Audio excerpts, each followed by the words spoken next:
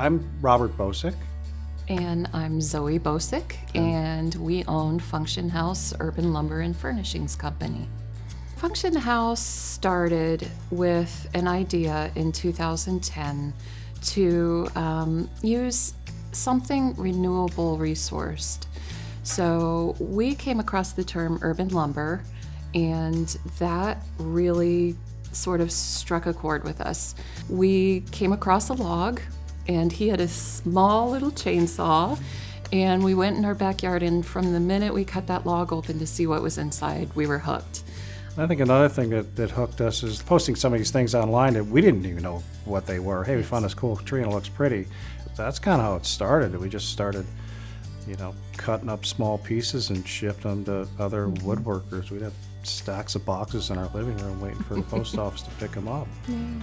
We work with a lot of arborists to acquire trees that are coming down. A lot of times trees have to come down because they're taking up somebody's driveway or pulling up their house foundation, and through working with them, we like to get them and turn them into something better than wood chips.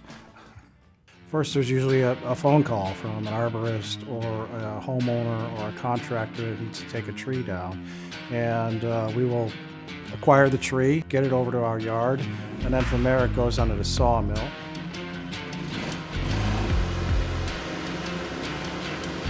And we'll mill it appropriately depending on the species of the wood. Some you can cut thicker, some got to be thinner. And then it goes to our kiln drying process. And then from there, it goes off to Zoe. So I kind of tell people I make it flat and she makes it pretty, but there's so much more to it than that. We choose at that time which slabs go into our sales area. So a customer can come in and look through all our beautiful slabs and lumber that's available and purchase something for their own work. Or Rob and I will meet with a client that has a specific idea of something they might like me to build for them.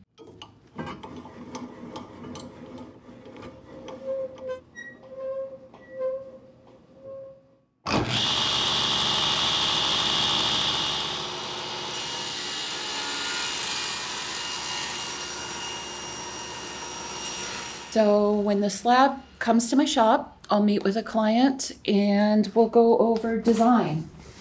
We'll figure out what color of wood they're looking for, what style they're looking for. Do they want rustic? Do they want natural? Do they want something really, really refined?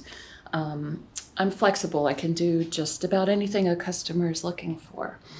You can see when a customer comes, I will work and sketch out with them until I understand exactly what dimensions they're looking for and what their specific needs for their space is. So I'm kind of the guide along the furniture and art journey here for our customers. We've had some clients that have really stood out over the years, and one story in particular was a couple that was moving to Gulfport here to build their retirement home. And there was a magnificent mango tree standing in the middle of the property. And they were so upset to have to cut it down, but it had to come down. Well, our experience with Zoe and Robert were that these were two young, creative people that were reinventing themselves after a corporate life and had come up with this astonishing concept of building furniture out of reclaimed wood that people brought them. It all evolved from meeting them and seeing what they could do. And then we thought about this big mango tree that we were going to have to cut down. It kind of evolved out of that. Well, maybe you guys could build us a table for a dining room table. Maybe you could put a coffee table together. It all happened sort of organically. It was also clear when you looked at the mango tree that we were talking about a lot of wood, because we had a trunk on the mango tree was 3 or 4 feet in diameter. And all the way through the process, they were absolutely fantastic. Well, our Funktionhouse journey has had incredible ups and downs. Like any small business, jumping into this, we couldn't have foreseen some of the hurdles we'd have to cross. but also some of the really wonderful moments that we've looked back on. Connecting with our clients has been amazing. Meeting other woodworkers who support us and we support them. Growing as a business and as an artistic endeavor in our art community here in St. Petersburg has been extraordinary. Where does it go 10 years from now? I don't know. I'm going to be 55 this year, so 10 years from now, I want it to stick around. I'd like to see it stick around, and I think my dream would be, who can take this over? You know, there's somebody available to take this over and keep this process going.